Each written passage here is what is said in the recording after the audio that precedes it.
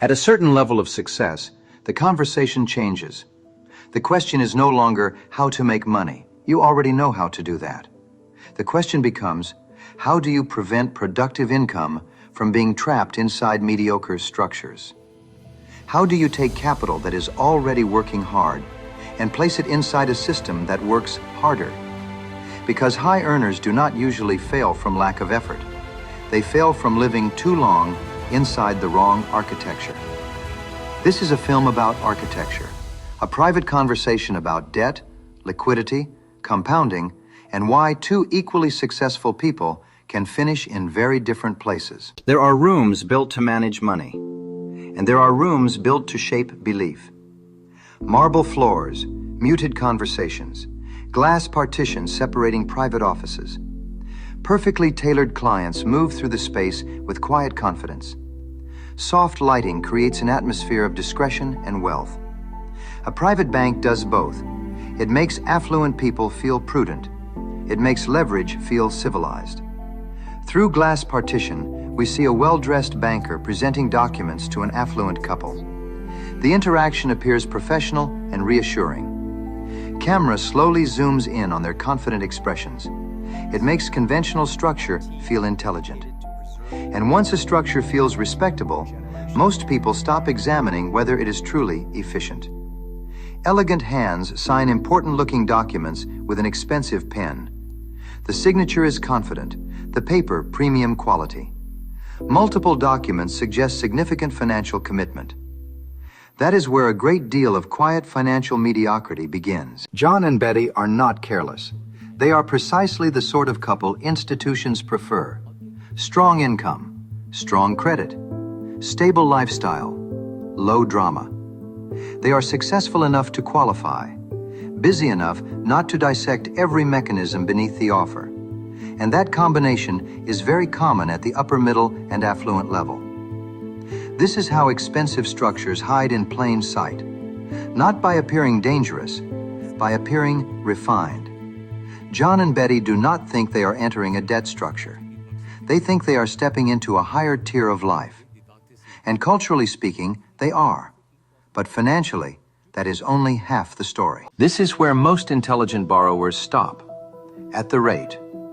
4.5%, low enough to sound efficient, clean enough to sound disciplined, simple enough to feel understood. But at a high level, serious investors learn a difficult truth. The visible number is often the least important number. Because rate may be the headline, structure is the business model. For years, a significant share of the payment goes not toward ownership, but toward protection of the lender's position. This is not scandal, it is design. And this is where a surprising number of high-income households get trapped. Not because they are unsophisticated socially, because they are underinformed structurally. They assume a lower rate means a superior machine. That assumption has cost affluent people decades. At this level, the right question is never, do I have debt?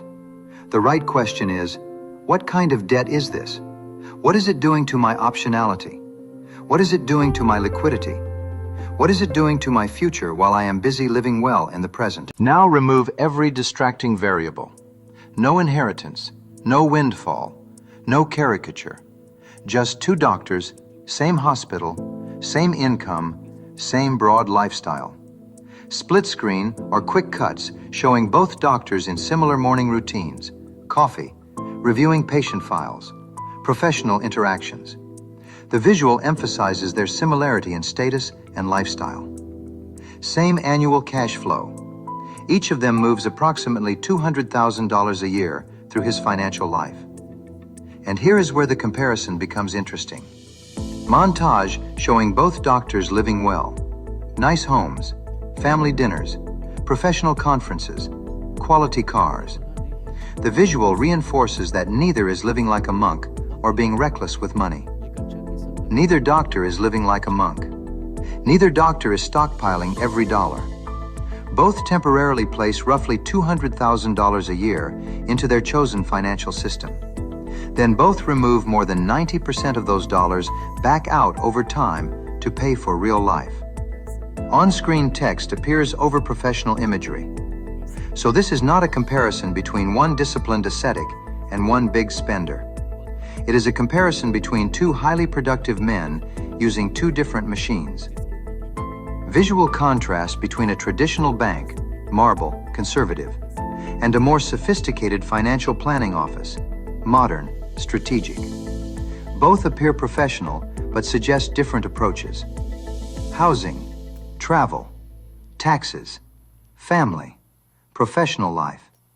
Everything serious people spend money on. Dr. One follows the path most accomplished professionals are conditioned to trust.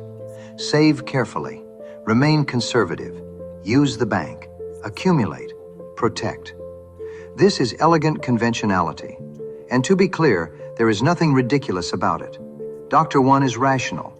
He uses the institution he was trained to respect.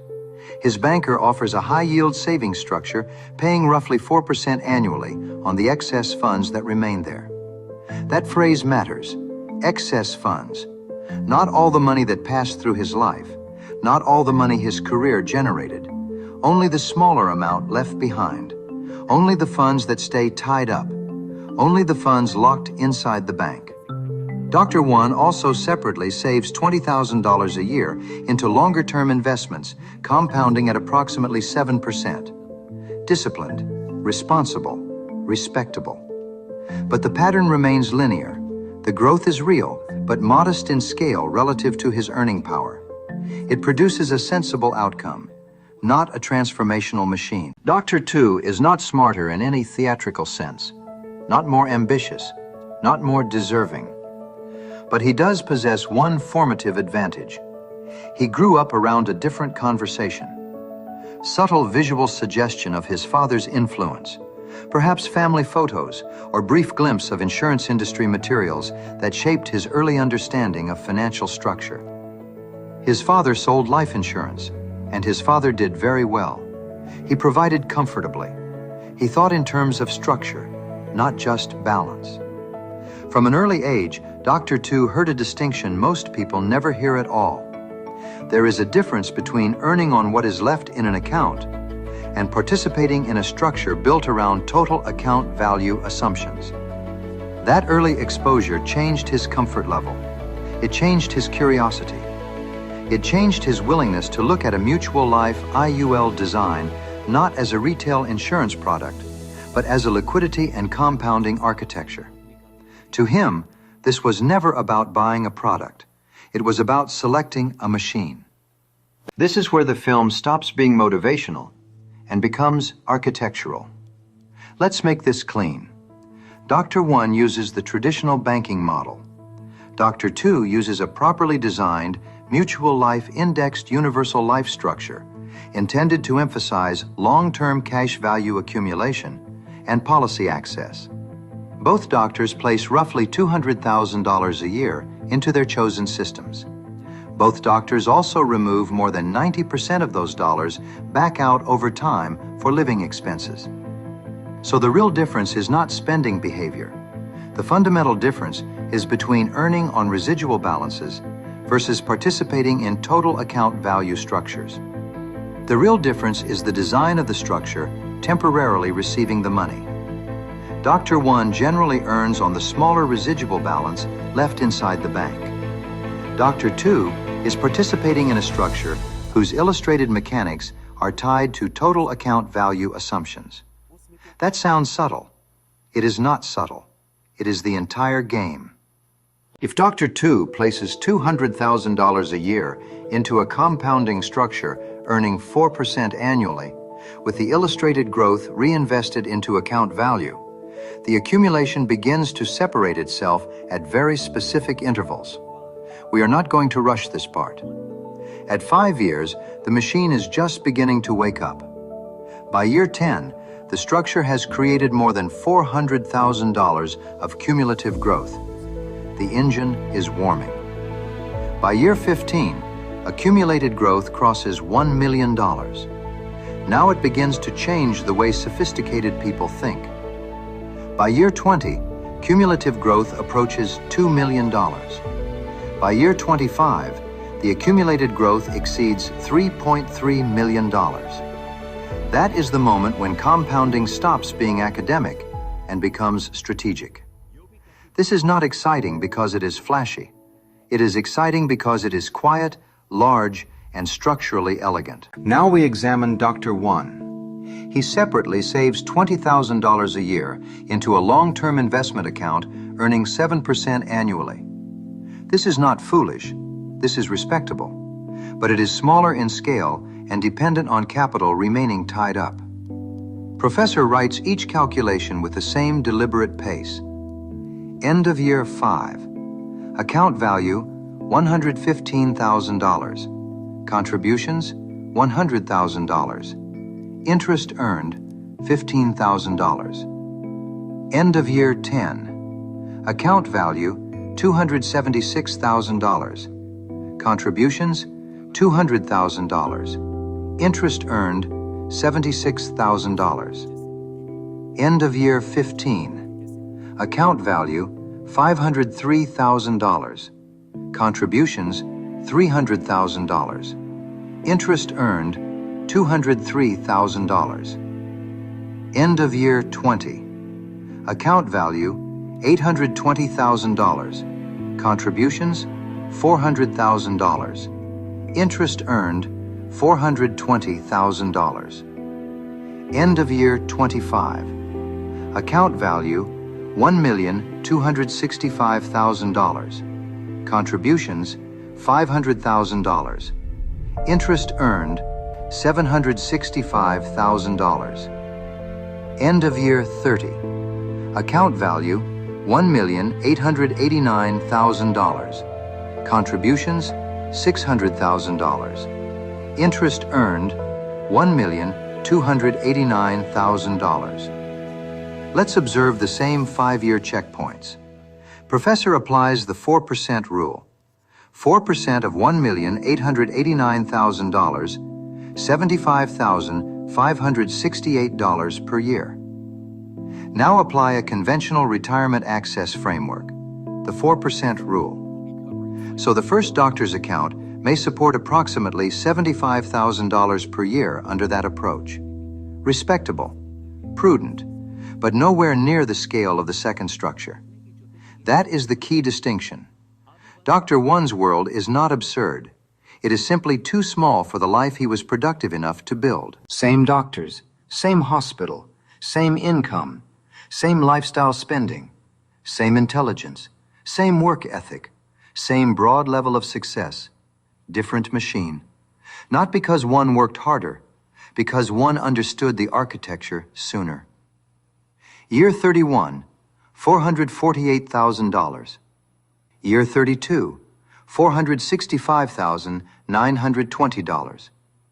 Year 33, $484,557. Year 34, $503,939. Year 35, $524,097. Year 36, $545,061. Year 37, $566,863. Year 38, $589,537. Year 39, $613,119. Year 40, $637,644. Now we move beyond the checkpoints and into the sequence that most people never allow themselves to sit with. Year 31, $448,000. Year 32, $465,920. Year 33, $484,557. Year 34, $503,939. Year 35, $524,097. Year 36, $545,061. Year 37, $566,863. Year 38, $589,558. $537. Year 39, $613,119. Year 40, $637,644. Year 41, $663,149. Year 42, $689,675. Year 43, $717,262. Year 44, $745,593.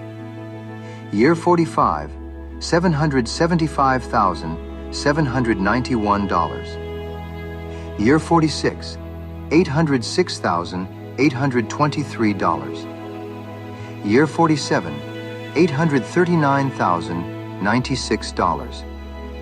Year 48, $872,659. Year 49, $907,566. Year 50, $943,868. Year 41, $663,149. Year 42, $689,675. Year 43, $717,262.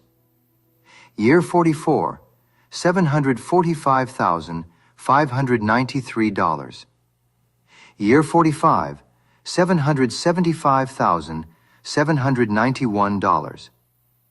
Year 46, $806,823. Year 47, $839,096. Year 48, $872,659. Year 49, $907,566. Year 50, $943,868. One at a time, year by year, this is how compounding stops being abstract and starts becoming intimate. Same profession, same effort, same general lifestyle. Different structure, different machine, different future. We see Dr. Tu living his life, family dinner, hospital rounds, school events, quiet drive home. No chaos or bravado, just control and confidence. That sequence is not persuasive because it is theatrical. It is persuasive because it reveals what most affluent households never take the time to sit with.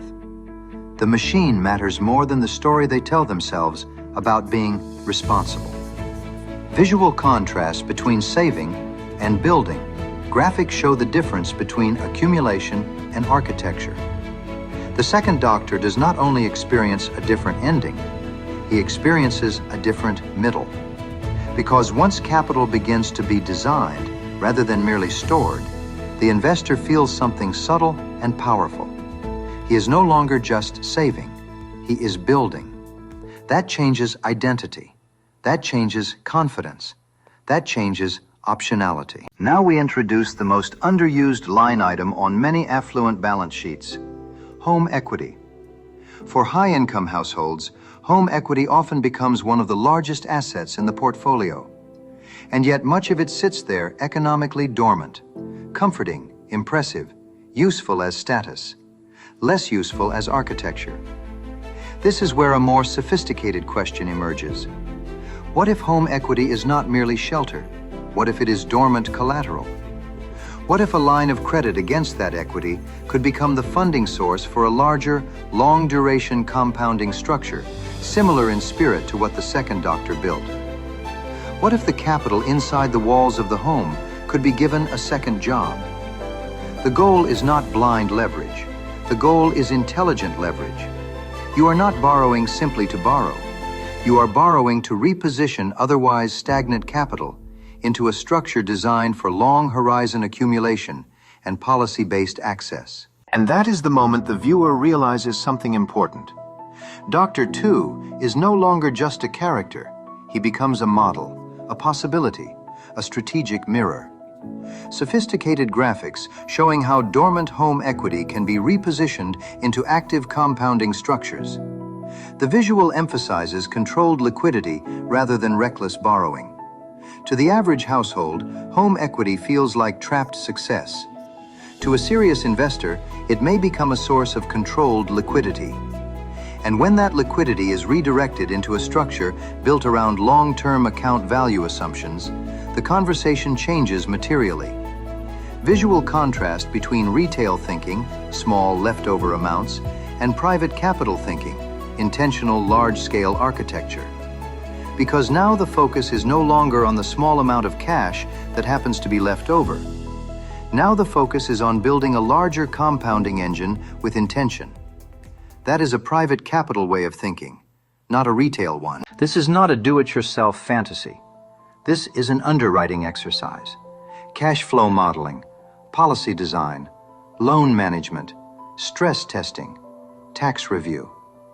If those disciplines are absent, the strategy is incomplete. That discipline is what separates architecture from seduction. And this presentation is not for people shopping for excitement. It is for people building systems.